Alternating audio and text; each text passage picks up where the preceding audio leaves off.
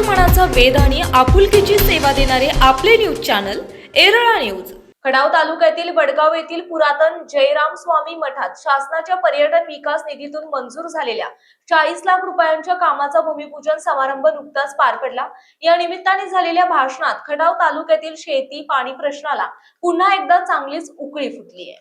यावेळी आमदार मनोजदादा घोरपडे, जिल्हा परिषदेच्या अध्यक्ष डॉक्टर सौ प्रियाताई शिंदे, माजी आमदार डॉक्टर दिलीपराव येळगावकर, धैर्यशील कदम, धनंजय चव्हाण, सौ विद्या रामकृष्ण वेताळ, सीएम पाटील, मानसिंग माळवे, डॉक्टर प्रगती कोकाटे, सुनीता मगर यांची प्रमुख उपस्थिती होती। यावेळी डॉक्टर येळगावकर यांनी भाषणात भाजप सरकार तसेच पक्षाचे मंत्री आमदार यांच्या माध्यमातून चांगले काम सुरू असल्याचे सांगितले असले तरी खटाव तालुक्याच्या शेती प्रश्न अद्याप म्हणावा तसा सुटला नसल्याची खंत व्यक्त केली।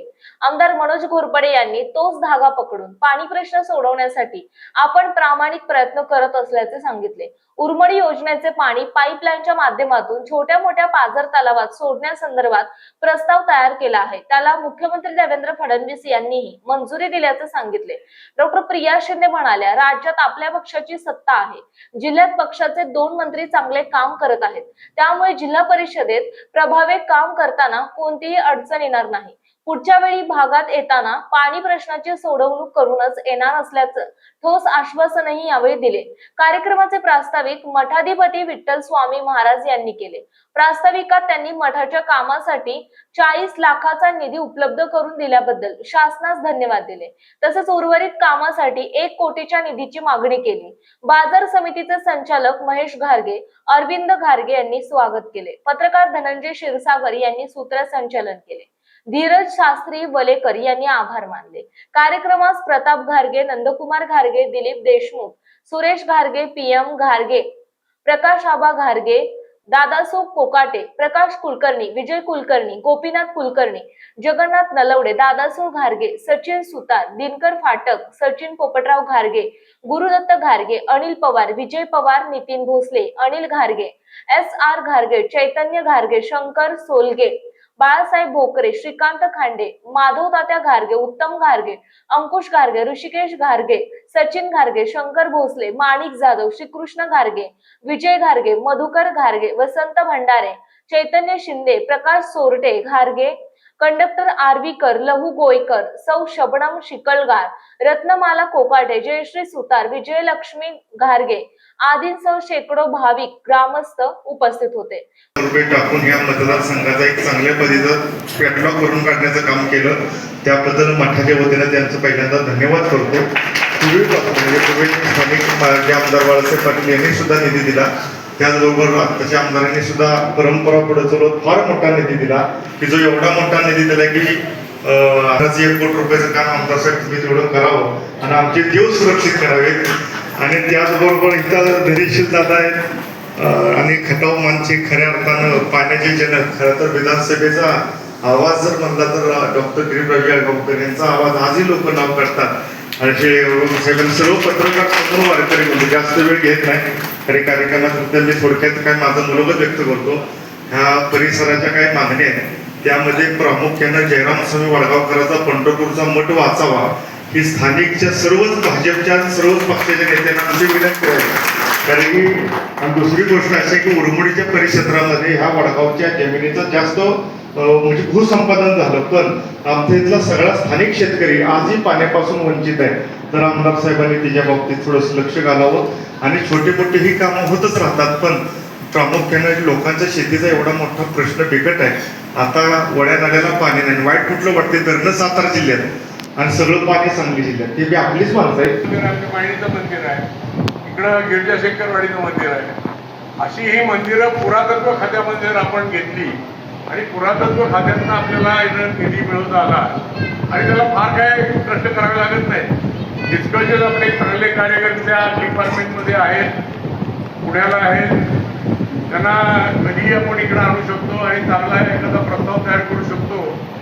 आणि त्यांचे जे अधिकारी वरचे आहेत त्यांना आदरणीय शेलार मंत्री साहेबांनी जर सांगितलं तर पुरातत्व खात्यातून महाराष्ट्र निधी यायला फार काही अडचण होणार नाही आणि फार मोठा विकास या भागाचा होऊ शकतो। आता आपण जो पाणी प्रश्नाचा विषय काढला, खरं म्हणजे उरमोडीचं पाणी हे दुर्दैवाने अजून सुद्धा सांगली जिल्ह्यात आहे.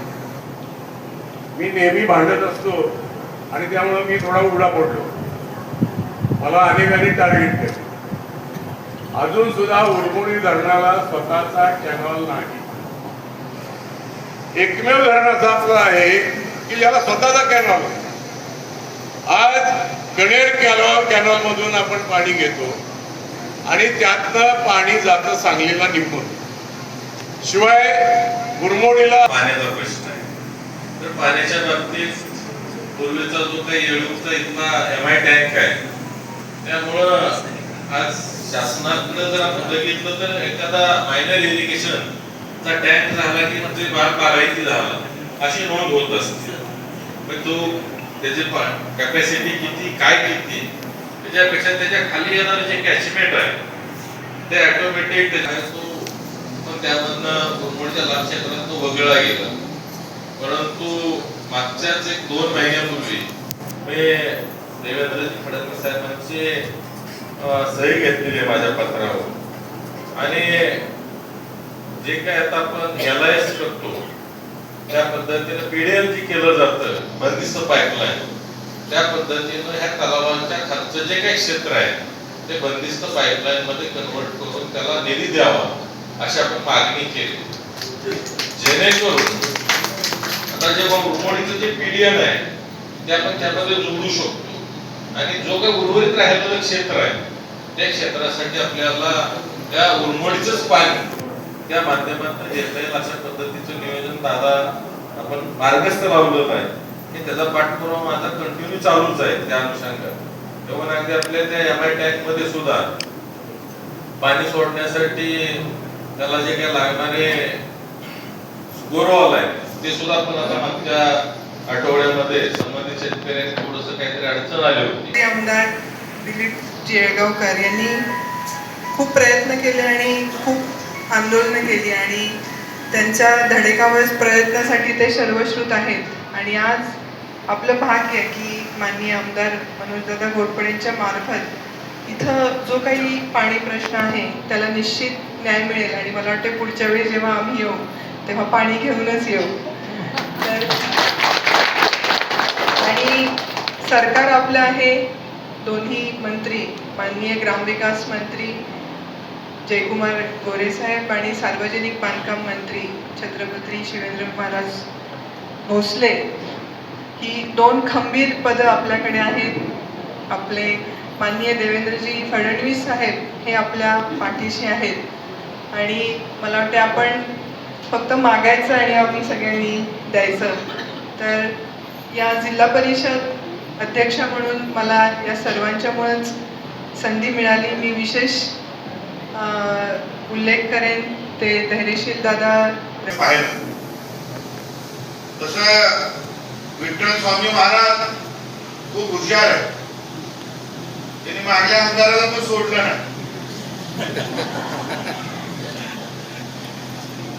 पण त्यांच्यापेक्षा जास्तीचा निधी या ठिकाणी विद्यमान आमदारांनी महाराज दिलेला. आणि आपल्याला बेळगाव मधल्या भारतीय जनता पार्टीच्या सर्व कार्यकर्त्यांनी प्रयत्न केला आणि क वर्गाचं गाव ब वर्गात ढकलायसाठी राज्य सरकारपर्यंत प्रयत्न केला. आणि शेवटी तिथे गेल्यावर कळलं, पाच मंजुरीला सहीला गेल्यावर कळलं की गाव क वर्गात आहे पण पर्यटनासाठी. तेच त्यावेळी जर क वर्ग देवस्थानसाठी असतं तर महाराज भारतीय जनता पार्टीच्या वतीनं आदरणीय जयाभाऊनी गिरजाशंकर वाडी सारख्या देवस्थानला 5 कोटी रुपयाचा निधी दिला. तिथे आमदार साहेब बसले. त्यांच्या मागणीतून पागडी सातारा तालुक्यातल्या देवस्थानला जवळजवळ 3 कोटी रुपये निधी दिले. 4.5 कोटी रुपये दिले. पाली सारख्या देवस्थानला 4-4.5 कोटी रुपये दिले. आमचा प्रयत्न येतो होता. आम्ही पण या गावामध्ये शाळा शिकलो. आमची पण ओढ या गावासाठी कायम असते. आणि इथला रावळाचा परिसर असेल, मठाचा परिसर असेल, जे हुतात्मा स्मारक बनवले ही आपली सगळी प्रेरणास्थळ आहे, ही आपले आध्यात्मिक स्तोत्र, आपल्याला ऊर्जा देणारी स्तोत्र आहे. ही चांगली सुस्थितीत प्रतिनिधी गणेश घारगे. आपल्या भागातील महत्त्वाच्या बातम्या पाहण्यासाठी आजच आमच्या एरळा न्यूज चॅनलला यूट्यूबवर सबस्क्राईब करा आणि बेल आयकॉन प्रेस करा.